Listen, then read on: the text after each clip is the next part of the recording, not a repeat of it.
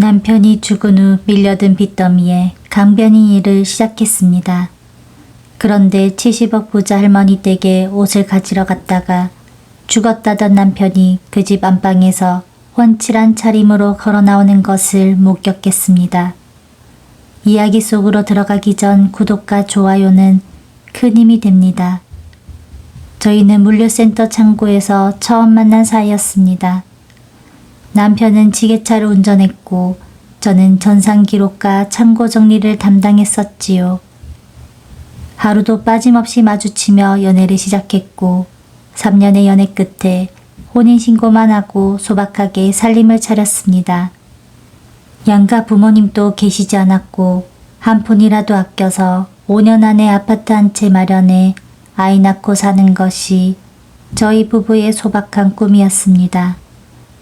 남편은 성격이 유순하고 친절해서 회사 사람들 모두가 좋아하는 사람이었습니다. 적어도 그때까지는 그런 줄로만 알고 있었습니다. 그런데 신혼집에 느닷없이 한 노인이 찾아오면서 모든 균열이 시작되었습니다. 사기 및 도박 전과에 수백 가지 내려진 남편의 시아버지라는 사람이었습니다. 그 노인은 시아버지라는 탈을 쓰고 나타나 돈 1,000만 원을 내놓으라며 행패를 부렸고 결국 경찰에 잡혀 들어가며 사태는 일단락되는 듯 했습니다. 하지만 1년 뒤 그 노인은 가난 말기라며 형 집행정지로 감옥에서 나와 저희 집 안방에 누워 있었습니다. 남편은 당신 같은 인간 쓰레기는 죽어도 상관없다고 소리를 질렀지만 저는 차마 사람이 죽어가는 것을 모른 척 할 수 없었습니다. 병원으로 모시고 가 재검사를 받게 됐고 간이식을 받으면 살 수 있다는 의사의 진단을 받았습니다. 남편은 처음엔 강하게 거부했으나 시아버지의 눈물 어린 사과와 새 사람이 되겠다는 진심 어린 구걸에 결국 자신의 간을 내어주기로 결정했습니다. 수술은 다행히 성공적이었습니다. 하지만 수술 후 병실에서 눈을 뜬 시아버지의 태도는 180도 바뀌어 있었습니다. 건강을 회복하자마자 남편이 수술 후 회복하는 사이에 남편 통장에 있던 전 재산을 들고 밤중에 도망을 쳐버린 것입니다. 그 충격으로 남편의 몸은 급격히 악화되었습니다. 간이식 후유증과 극심한 스트레스로 쇼크가 왔고 면역력이 떨어지면서 병원에 장기 입원하는 신세가 되었습니다. 실비보험조차 들어주지 않았던 탓에 하루가 다르게 쌓여가는 병원비와 대출이자는 온전히 제 몫이 되었습니다. 저는 남편을 간병하면서 새벽이나 낮 시간에 할 수 있는 일자리를 필사적으로 찾았습니다. 그러다 병원 휴게실에서 우연히 환자복을 입은 정미애 여사님을 만나게 되었습니다. 여사님은 입원실에서 가장 비싼 VIP 병실을 쓰시는 분이셨는데 사적을 들으시더니 자신의 간병인이 되어달라며 시급 3만 원이라는 파격적인 조건으로 저를 채용해 주셨습니다.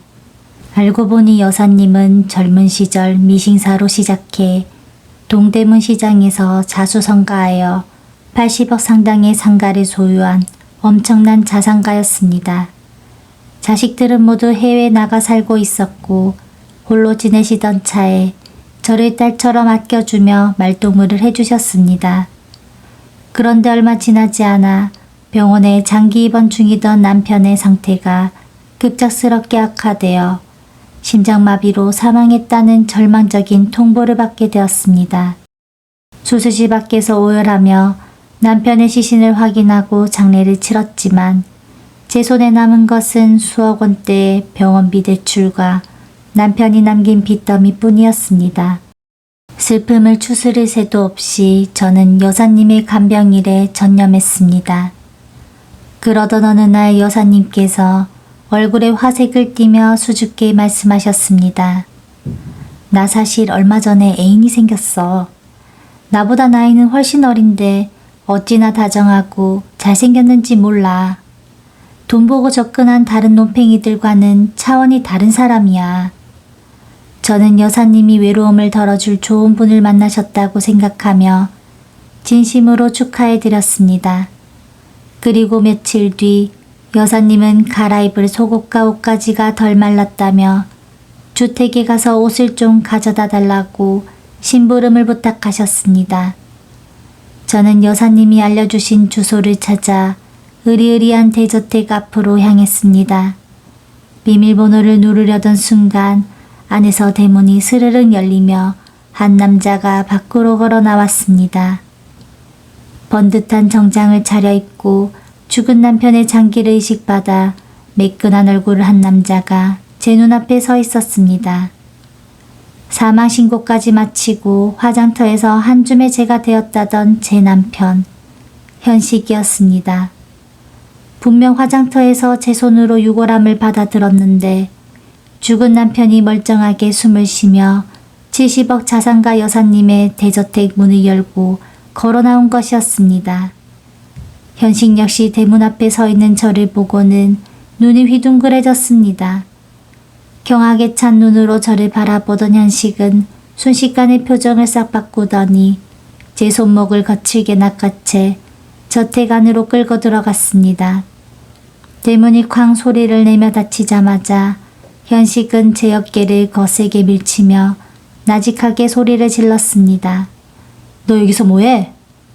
어떻게 알고 찾아온 거야? 설마 나 뒤따라다닌 거야? 그놈의 입에서 나온 소름 끼치는 첫마디였습니다. 죽은 줄로만 알고 매일 밤 눈물로 지새우며 빚더미에 눌러 살던 아내를 향해 던진 첫 일성이 바로 뒤를 밟았냐는 추궁이었습니다. 저는 뒤죽박죽이 된 머릿속을 겨우 수습하며 떨리는 목소리로 물었습니다. 당신 정말 현식 씨 맞아? 당신 죽은 거 아니었어? 내가 장례까지 다 치렀는데 이게 어떻게 된 일이야? 당신이 왜 여사님 집에서 나와? 그러자 현식은 비웃듯 헛웃음을 터뜨리며 주머니에서 고급 담배를 꺼내 불을 붙였습니다. 그리고는 제 가슴을 찢어놓는 충격적인 사기극의 전말을 제 입으로 차분하게 털어놓기 시작했습니다. 내가 왜 죽어? 그 병원 과장이 내 고향 후배인 거 몰랐어? 진단서 위조하고 시신 바꿔치기 하는 것쯤은 돈 몇 푼이면 끝나는 일이었어. 너한테 남겨진 빚, 그거 다 내 신분 세탁 비용이야. 너 명의로 몰래 받아둔 7억 대출금이랑 내 사망 보험금까지 합치니까 10억이 넘더라. 그걸로 신분 새로 만들고 정여사 그 할망구한테 접근한 거야. 남편의 입에서 나온 말들은 가히 인간의 탈을 쓰고 할 수 있는 소리가 아니었습니다. 저와 결혼한 것부터 시작해서 간이식을 받고 사망으로 위장해 보험금과 대출금을 챙긴 뒤 70억 부자 할머니를 등쳐먹기까지의 모든 과정이 치밀하게 계획된 거대한 사기극이었던 것입니다. 저는 분노로 온몸이 떨려 비명을 질렀습니다. 당신 사람 아니야. 내가 당신 살리겠다고, 당신 간병하겠다고 무슨 짓까지 했는지 알아? 그 빚 때문에 내가 하루에 3시간 자면서 간병인 일하고 대출이자 막느라 피눈물을 흘렸는데 어떻게 사람의 탈을 쓰고 이런 짓을 해? 당장 여사님께 가서 당신이 어떤 악마인지 다 밝힐 거야. 제가 밖으로 뛰어나가려 하자 현식은 제 머리채를 거칠게 잡아채며 바닥에 내팽개쳤습니다. 바닥에 쓰러진 저를 내려다보며 현식은 눈 하나 찌푸리지 않고 섬뜩한 경고를 던졌습니다. 입 뻥끗하기만 해봐. 너 하나 어찌하는 건 일도 아니야. 내가 그 할망구 마음 얻으려고 2달 동안 얼마나 공을 들였는데. 80억짜리 상가 지분이 내 손에 들어오기 직전이야. 거기에 비하면 네가 짊어진 7억 빚은 껌값이지. 순순히 입 다물고 사라지면 내가 상가 먹고 나서 1억쯤은 떼어줄 테니까 조용히 살아. 거짓과 기만으로 가득 찬 사기꾼 남편의 얼굴을 보며 그동안 제가 바친 애정과 동정심이 얼마나 처참하게 짓밟혔는지 깨달았습니다. 더 이상 이 악마 같은 놈과 대화할 필요조차 없었습니다. 저는 숨을 죽이고 기회를 노리다가 제 머리채를 잡고 있던 현식의 낭심을 온 힘을 다해 구두발로 걷어차 버렸습니다. 악소리와 함께 현식이 바닥에 주저앉아 비명을 질렀고 저는 그 틈을 타 대문 밖으로 사력을 다해 뛰어나갔습니다. 뒤에서 현식이 험악한 욕설을 내뱉으며 저를 쫓아오기 시작했습니다. 너 오늘 내 손에 죽는다며 악을 쓰는 남편의 고함이 길거리에 울려 퍼졌습니다. 저는 오직 여사님에게가 진실을 알려야 한다는 생각 하나만으로 숨이 턱끝까지 차오르도록 병원을 향해 달렸습니다. 택시를 잡아 타고 병원에 도착해 VIP 병실 복도로 불이 나게 달려가는데 또 다른 택시에서 내린 현식이 미친 듯이 쫓아와 제 뒷덜미를 낚아챘습니다. 복도 한복판에서 저를 질질 끌고 가며 입을 막으려던 현식은 사람이 없는 복도 끝 화장실 안으로 저를 쳐넣고 문을 잠가 버렸습니다. 화장실 벽에 제 머리를 찢게 만든 현식은 빗발선 눈으로 저를 노려보며 주먹을 올려 세웠습니다. 네가 감히 내 알짜배기 판을 깨뜨리려고 해? 너는 걸어서 이 병원 나가기 힘들 줄 알아. 조용히 숨만 쉬고 사나 했더니 제 발로 무덤을 파네. 너 여기서 끝장내고 할망구 돈 싹 다 빼돌릴 거니까 그런 줄 알아. 현식의 비정한 주먹이 제 얼굴을 향해 날아오려던 바로 그 절체절명의 순간이었습니다. 화장실 맨 안쪽 대변 칸문이 쾅 소리를 내며 거세게 열리더니 누군가 손에 든 청소용 뚜러뻥으로 현식의 머리통을 사정없이 후려치기 시작했습니다. 갑작스러운 충격에 현식은 비명을 지르며 바닥으로 나뒹굴었습니다.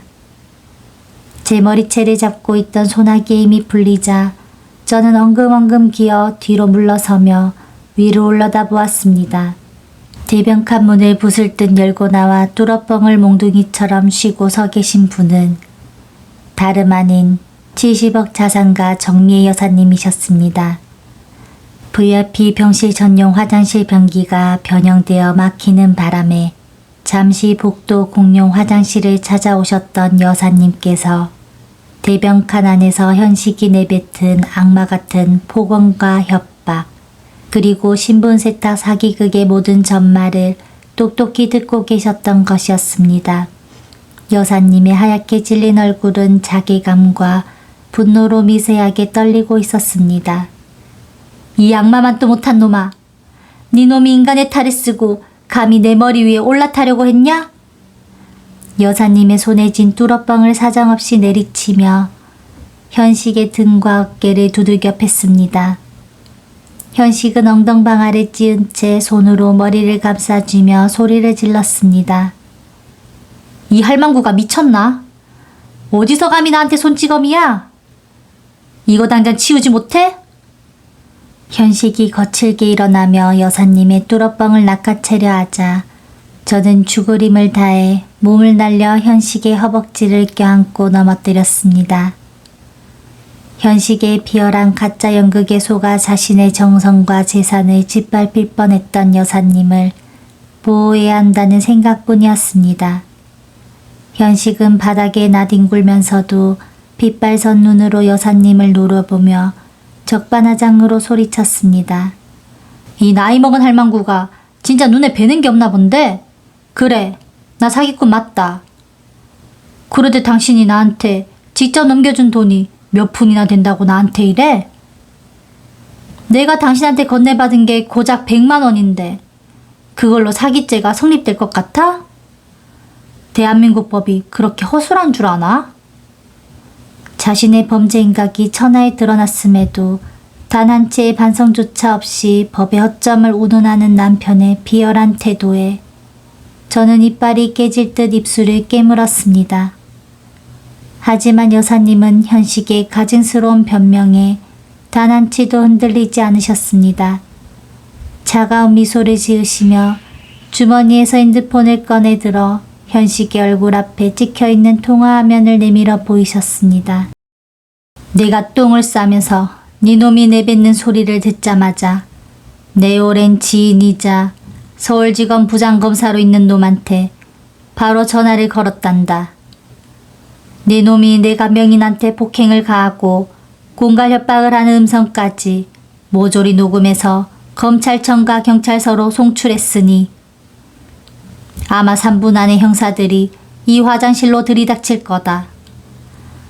검사 앞에서도 그렇게 법을 잘 아는 척 주둥이를 놀려보려무나. 여사님의 냉혹한 선언에 현식의 얼굴은 순식간에 흑빛으로 변했습니다. 신분 세탁을 위해 사망신고까지 하고 과장급 의사까지 포섭했던 모든 공작이 한순간에 수포로 돌아갈 위기에 처하자 현식은 이성을 잃고 발악하기 시작했습니다. 이 씨부라 할망구가 진짜 내 인생을 매장시키려고 작정을 했네. 안 되겠다. 순순히 감옥에 들어갈 바엔 너희 둘 다 여기서 끝장내고 튀는 게 낫겠어. 현식은 바닥에서 벌떡 일어나더니 주머니에서 날카로운 커터칼을 꺼내 들었습니다. 이미 물불 가리지 않는 사기꾼으로 전락한 남편의 눈빛에는 광기가 서려 있었습니다. 현식은 제 머리채를 다시 거세게 잡아채며 여사님을 향해 칼날을 거누었습니다. 나한테 도박장에서 일하는 조폭애들이 몇 명이나 붙어있는지 알아? 내 전화 한 통이면 너희 둘 따위 쥐도새도 모르게 바다에 수장시키는 건 일도 아니야. 나 건드리지 말고 순순히 형사들 돌려보낸다고 해. 안 그러면 이 자리에서 네 간병인 목부터 그어버릴 테니까. 벼랑 끝에 몰린 사기꾼 남편이 저를 인질로 잡고 70억 자산가 여사님을 향해 마지막 물귀신 작전을 시작한 것이었습니다. 차가운 칼날이 제 목에 바짝 다가왔고 화장실 안에는 숨막히는 정적과 함께 금방이라도 피바람이 불어올 듯한 일촉즉발의 위기감이 맹돌기 시작했습니다. 목에 서늘한 커터 칼날이 바짝 닿는 순간 화장실 바깥 복도에서 쿵쾅거리는 수많은 거친 발소리가 울려 퍼졌습니다. 여사님의 긴급 신고를 받고 출동한 경찰 형사들과 병원 VIP 전담 보안 요원들이 순식간에 화장실 입구를 2중, 3중으로 봉쇄했습니다. 문 너머에서 형사의 날카롭고 단호한 목소리가 복도를 찢듯이 들려왔습니다.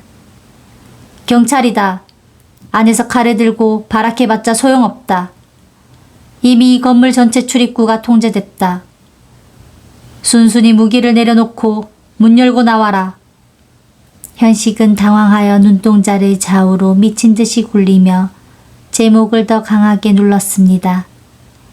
날카로운 칼날이 피부를 짓누르며 빗방울이 살짝 비쳐 흘러내리자 화장실 안의 공기는 금방이라도 터질 듯한 긴장감으로 채워졌습니다. 하지만 여사님은 조금도 물러서거나 당황하는 기색 없이 그 서늘한 칼날을 향해 한 걸음 앞으로 다가서셨습니다. 네 놈이 끝까지 추악하게 나오는구나. 네 놈이 믿고 까부는 그 도박장 조폭이들도 이미 내 전담 법무팀이 경찰에 전부 제보해서 지금 현장에서 소탕되는 중이다. 내 아내 명의로 몰래 뺀 7억 대출금의 흐름, 그리고 네 사망 위장 서류를 허위로 작성해준 대학병원 가장놈까지 전부 덜미가 잡혔다. 네가 여기서 이 불쌍한 아이 목을 그어봤자 너한테 남는 건 인질극과 살인미수죄가 추가되어 평생 감옥에서 썩는 것밖에 없다. 여사님의 위험있고 서늘한 호통과 완벽한 정황 분석에 현식의 손이 미세하게 떨리기 시작했습니다.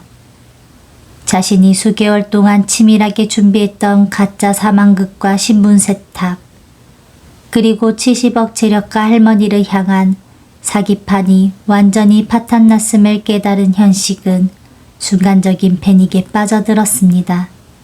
이성을 잃은 현식은 제 목에 대고 있던 칼을 거두고 화장실 안쪽에 위치한 높은 환기창 쪽으로 몸을 돌려 도망치려 했습니다. 저는 그 기회를 절대로 놓치지 않았습니다. 바닥에 쓰러진 채로 온몸에 무게를 실어 현식의 발목을 사력을 다해 낚아챘습니다. 갑작스럽게 발이 묶인 현식이 비명을 지르며 화장실 바닥으로 요란하게 나뒹굴었고 그 충격으로 손에 쥐고 있던 커터칼이 저 멀리 세면대 밑으로 튕겨나갔습니다. 동시에 형사들이 화장실 문을 거세게 부수고 안으로 급습하듯 들이닥쳤습니다. 건장한 형사 4명이 바닥에서 발악하는 현식의 팔과 다리를 사정없이 제압하고 그 비정한 손목에 차가운 쇠스갑을 찰칵 소리가 나도록 채웠습니다. 손목이 꺾인 채 바닥에 짓눌린 상태에서도 현식은 핏발선 눈으로 저와 여사님을 번갈아 노려보며 적반하장으로 악을 써댔습니다. 은서, 너 이 나쁜 여자야. 네가 내 마누라 맞아? 남편을 감옥에 쳐넣고 네가 잘 살 것 같아? 내가 당신 때문에 70억을 날렸어. 그 할망구 돈 조금만 더 빼돌리면 너한테도 억 단위로 떼어줘서 빚 다 갚아주려고 했는데 네가 제 발로 복을 발로 차버린 거야. 네가 내 인생 전부를 다 망쳤다고. 자신의 비열한 사기 행각과 아내를 향한 폭행, 장기식 수술 후 버려둔 채 도망친 모든 범죄를 전부 아내 탓으로 돌리며 울부짖는 남편의 모습은 참담하기 그지없었습니다. 형사들에게 질질 끌려나가는 현식의 뒷모습을 보며 저는 그동안 가슴속에 응어리졌던 분노와 허탈함, 그리고 지나간 세월에 대한 허무함에 바닥에 주저앉아 눈물을 쏟아냈습니다. 여사님은 피가 흘러내리는 제 목에 수건을 대어주시며 저를 따뜻하게 안아주셨습니다. 그리고 다정하지만 힘있는 목소리로 제 어깨를 토닥여 주셨습니다. 고생했다 은서야. 정말 잘 견뎌냈다. 이제 그 악마 같은 놈한테서 완전히 벗어난 거다. 네가 지고 있던 억울한 누명과 남편이 남기고 간 7억의 빚더미까지 내가 내 모든 인맥과 법무팀을 동원해서 모조리 청산해 줄 테니 아무 걱정하지 마라. 경찰서로 이송된 현식은 조사 과정에서도 시아버지인 이춘배와 끝까지 책임을 미루며 진술을 번복했습니다. 자신은 아버지의 강요로 어쩔 수 없이 대출을 받고 사망 위장을 했을 뿐이며 모든 주모자는 시아버지라고 주장했습니다. 하지만 여사님이 손수 수집해둔 녹음 파일과 대출금 흐름 내역, 그리고 병원 과장의 자백으로 인해 현식과 시아버지, 공범의사까지 모두 구속수사가 결정되었습니다. 그렇게 악몽 같았던 남편의 사기극이 일단락되고 저는 여사님의 도움으로 병원에서 목상처를 치료하며 안정을 찾아가고 있었습니다. 빼앗겼던 자산과 명예를 되찾을 수 있다는 희망이 보이기 시작한 때였습니다. 하지만 며칠 뒤 구치소에 수감된 남편 현식으로부터 제 앞으로 한 장의 등기 편지가 날아왔습니다. 사죄나 반성의 기미는 단 한 줄도 없었습니다. 편지지에는 현식이 작성한 비열하고 소름 끼치는 옥중 공갈협박이 적혀 있었습니다. 과거 저희 부모님이 조그만 구멍가게를 운영할 당시 작성했던 사소한 서류상의 어점과 세금거래 내역을 꼬투리 잡아 자신이 감옥에서 나가지 못한다면 저희 부모님까지 사기 및 탈세 공범으로 경찰에 고발하겠다는 협박이었습니다. 자신을 구치소에서 빼내어 합의서를 작성해 주지 않으면 부모님까지 같이 감옥에 쳐넣겠다는 남편의 마지막 발악이었습니다. 끝까지 뉘우치지 않고 저와 제 가족의 목줄을 쥐고 벼랑 끝으로 몰아가려는 남편의 비열함에 저는 또다시 깊은 절망과 분노로 떨기 시작했습니다. 구치소에서 날아온 남편의 공갈 협박 편지를 읽는 내내 제 손은 떨림을 멈추지 못했습니다. 이미 오래전에 세상을 떠나신 제 부모님의 명예까지 더럽히며 과거 구멍가게 시절의 사소한 서류 어점을 악용해 부모님을 사기 및 탈세 범죄자로 몰아가겠다는 남편의 악랄함은 인간의 탈을 쓴 악마 그 자체였습니다. 자신을 구치소에서 빼내어 합의서를 작성해 주지 않으면 부모님의 과거 거래처 사람들까지 전부 고소하여 풍비박산 내겠다는 구체적인 협박 내용에 저는 눈앞이 아득해졌습니다. 손을 떨며 눈물을 흘리는 저를 본 여사님은 제 손에서 편지를 빼앗아 차분히 읽어내려가기 시작하셨습니다. 편지를 다 읽은 여사님의 얼굴에는 경멸과 함께 차가운 분노의 기색이 스쳐 지나갔습니다. 여사님은 그 자리에서 자신의 전담 대형 로펌 대표 변호사들에게 전화를 걸어 편지 내용을 단 한 글자도 빠짐없이 그대로 전달하셨습니다. 이놈이 감옥 안에서도 정신을 못 차리고 내 간병인의 부모님까지 들먹이며 공갈 협박을 치는구나. 법무팀 전원 동원해서 이놈이 옥중에서 보낸 협박 편지까지 죄목에 추가해라. 그리고 이놈 부자에게 형사상 받을 수 있는 최고 형량이 나오도록 모든 법적 조치를 취해라. 여사님의 전담 법무팀은 즉각 행동에 나섰습니다. 현식이 보낸 편지는 자백이자 추가 범죄인 공갈 협박 및 증거인멸 시도에 명백한 증거로 검찰에 바로 제출되었습니다. 나아가 법무팀은 현식과 시아버지 이춘배가 과거에 저지른 다른 명의 도용, 도박자금 유용 및 사기 행각들까지 전부 파헤쳐 추가 고소장을 접수했습니다. 숨겨둔 계좌 추적을 통해 남편 일당이 신분 세탁 과정에서 유용한 대출금 행방까지 모조리 찾아내어 동결 조치했습니다. 몇 달 뒤 마침내 서울중앙지방법원에서 남편 현식과 시아버지 이춘배 그리고 사망 위장을 도운 부패 의사에 대한 1심 공판이 열렸습니다. 방청석 맨 앞자리에 여사님과 함께 앉아있던 제 앞으로 방정맞은 하늘색 수의를 입고 포승줄에 묶인 채 법정으로 들어오는 남편의 모습이 보였습니다. 과거 대저택 문을 열고 나올 때 매끈했던 모습은 온데간데 없이 피폐해진 얼굴로 바닥을 기듯 걸어 나오는 모습은 비참하기 그지없었습니다.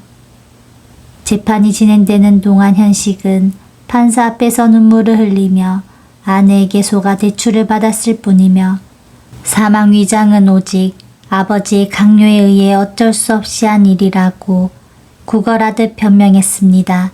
시아버지 이춘배 역시 판사 앞에서 억울하다고 소리를 지르며 모든 것은 아들의 주도로 이루어진 계획이었고 자신은 아무것도 몰랐다며 서로에게 책임을 넘기는 추악한 진흙탕 싸움을 벌였습니다.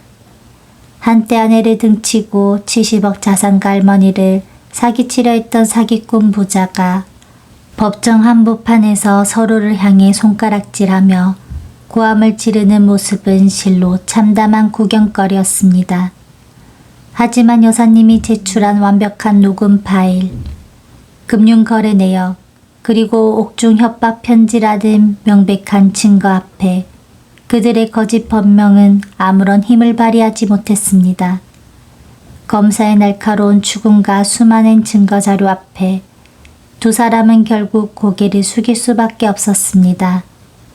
재판장은 엄숙한 표정으로 판결문을 읽어내려갔습니다. 피고인 이현식은 아내 순진함과 신뢰를 악용하여 명의를 도용하고 막대한 대출금을 발생시켰으며 장기 이식 후 사망을 위장하여 금융기관과 피해자 정미애를 상대로 대형 사기극을 벌였다.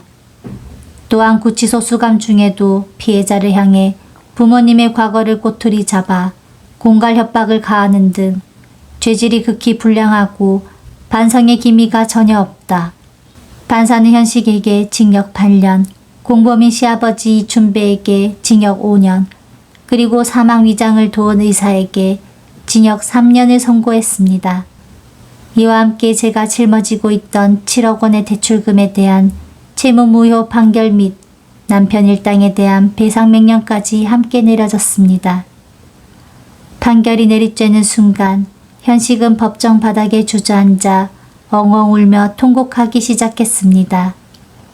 교도관들에게 끌려가는 남편은 방청석에 앉아있는 저를 바라보며 은서야, 한 번만 살려다오. 내가 다 잘못했다.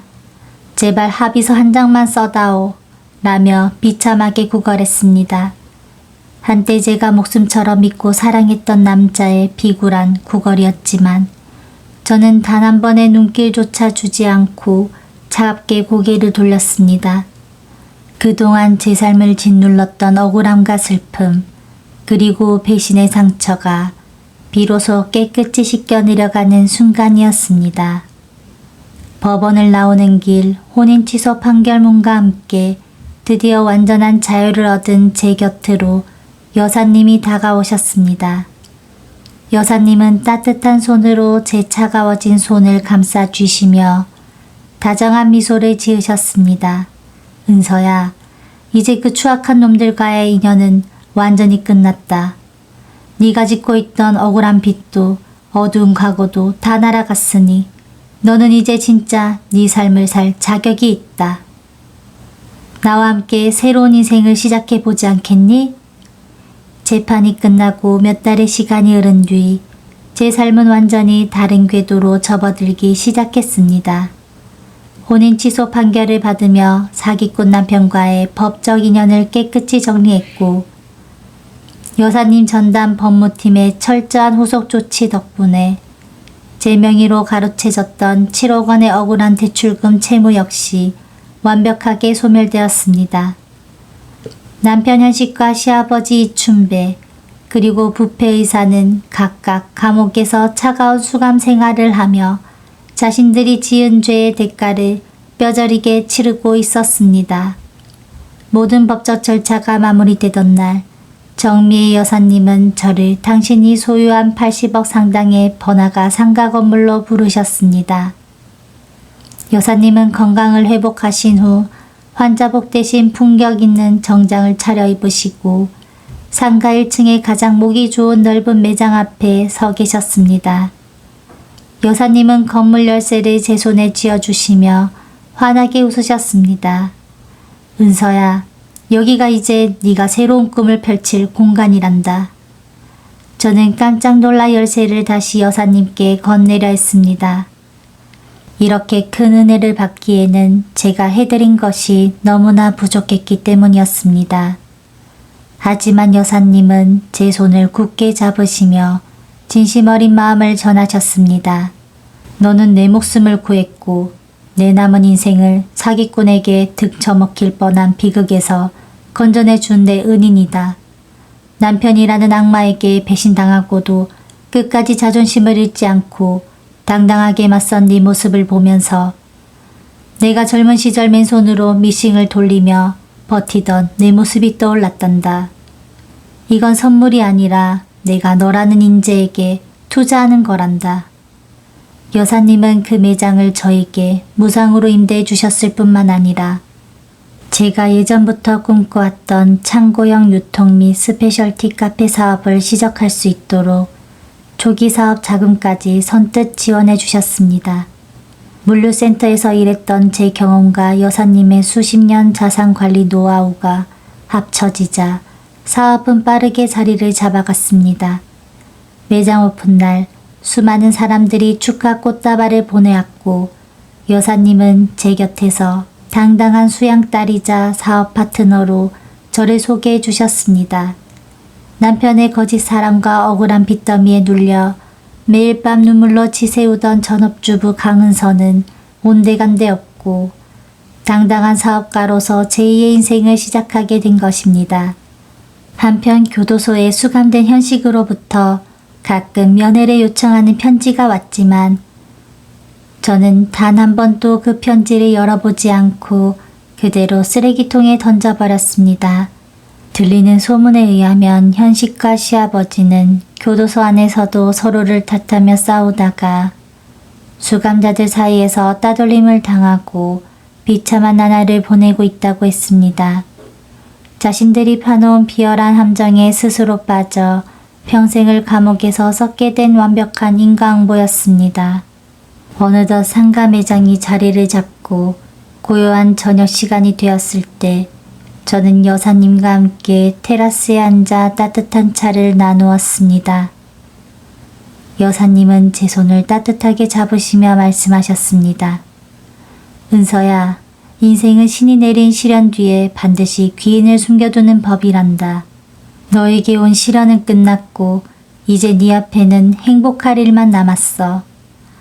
여사님의 말씀에 저는 가슴 깊은 곳에서 밀려오는 감동과 함께 눈시울이 붉어졌습니다. 죽음의 문턱에서 나를 구해주고 벼랑 끝에서 내 손을 잡아준 70억 귀인 정미의 여사님. 그리고 제 인생을 처참하게 짓밟으려 했던 남편 일당을 완벽하게 단죄하고 되찾은 내 진짜 인생.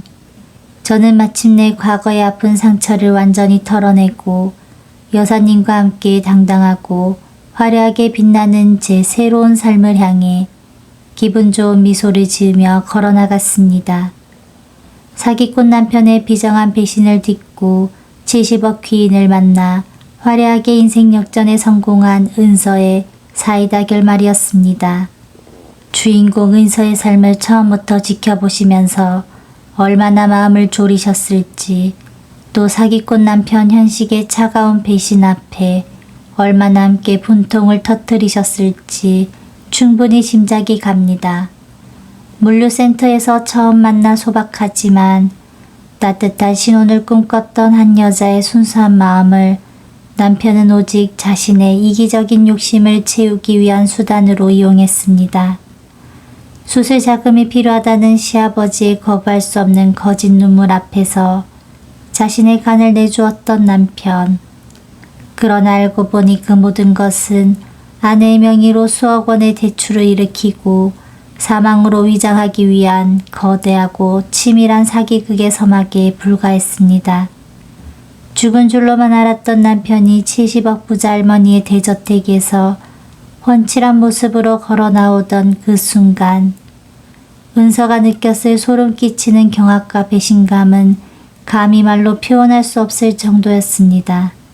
남편은 아내의 애정과 희생을 짓밟은 것도 모자라 빚더미에 눌려 하루에 3시간씩 자며 간병인 일을 하던 은서에게 모든 죄를 뒤집어 씌우고 입막음을 하려 했습니다. 인간으로서 최소한의 양심마저 버린 남편의 태도는 시청자 여러분의 분노를 자극하기에 충분했습니다. 하지만 진실은 결코 오랫동안 숨겨지지 않는 법입니다. 벼랑 끝에 몰리는 사 앞에 등장한 70억 자산가 정미의 여사님은 그야말로 절망의 구렁텅이에 떨어진 은서를 구원해준 인생의 단비 같은 존재였습니다. 화장실 대변칸에서 뚫어뻥을 들고 나와 사기꾼 남편의 머리통을 후려치던 여사님의 모습은 수많은 사람들에게 잊지 못할 속 시원한 통쾌함을 안겨주었습니다. 법정에서 수의를 입고 포승줄에 묶인 채 끌려 들어오면서도 서로에게 책임을 떠넘기며 진흙탕 싸움을 벌이던 남편과 시아버지의 비참한 모습은 남의 눈에 피눈물을 흘리게 만든 자들이 맞이하게 되는 가장 처참하고 명확한 인간보의 결말이었습니다. 감옥 바닥에 주저앉아 은서에게 한 번만 살려달라며 구걸하는 사기꾼 남편을 향해 단 한 번의 눈길도 주지 않고 고개를 돌리던 은서의 당당한 모습은 이 이야기의 가장 화려한 하이라이트였습니다. 우리가 살아가는 세상에는 때로 은서가 겪었던 것처럼 상상조차 할 수 없는 혹독한 시련과 배신이 찾아오기도 합니다. 믿었던 사람에게 뒤통수를 맞고 내가 짊어지지 않아도 될 무거운 짐 때문에 밤잠을 이루지 못하며 눈물을 흘리는 순간이 찾아올 수도 있습니다. 하지만 은서가 끝까지 자존심을 잃지 않고 진실을 밝히기 위해 용기를 냈던 것처럼 불의에 타협하지 않고 당당하게 맞선다면 우리 삶에도 반드시 빛이 비추기 마련입니다. 정미 여사님이 은서에게 건넸던 말처럼 인생은 신이 내린 혹독한 시련 뒤에 반드시 우리를 구원할 귀인을 숨겨두는 법입니다. 그 귀인은 어떤 사람에게는 여사님처럼 든든한 조력자의 모습으로 나타나기도 하고 또 어떤 사람에게는 자기 자신 안에 숨겨져 있던 강인한 용기와 지혜의 모습으로 찾아오기도 합니다. 억울한 빚더미에서 완전히 벗어나 혼인 취소 판결을 받고 여사님의 든든한 후원 속에서 번화가 상가의 당당한 사업가로 바로 선 은서의 새로운 출발을 우리 모두 진심으로 축하해 주었으면 좋겠습니다. 남편이 남긴 깊은 상처와 배신의 기억을 완벽히 털어내고 제2의 인생을 향해 기분 좋은 미소를 지으며 걸어나가는 은서의 앞날에는 이제 오직 따스한 햇살과 행복만이 가득할 것입니다. 이 이야기를 통해 지금 이 순간에도 막막한 현실 앞에서 눈물을 흘리고 계시거나 사람으로 인해 깊은 상처를 입고 시리에 빠져 계신 많은 분들께 조그마한 위로와 용기가 전달되었기를 간절히 바랍니다. 아무리 어두운 밤이라도 시간이 지나면 반드시 눈부신 아침이 찾아오듯 여러분의 삶에도 모든 시련이 지나가고 화려하게 빛나는 사이다 인생 역전의 순간이 반드시 찾아올 것이라 믿어 의심치 않습니다. 오늘 이야기가 마음에 와닿으셨다면 구독과 좋아요, 댓글로 여러분의 이야기도 들려주세요. 다음 이야기에서 또 다른 인생의 한 장면으로 찾아뵙겠습니다. 감사합니다.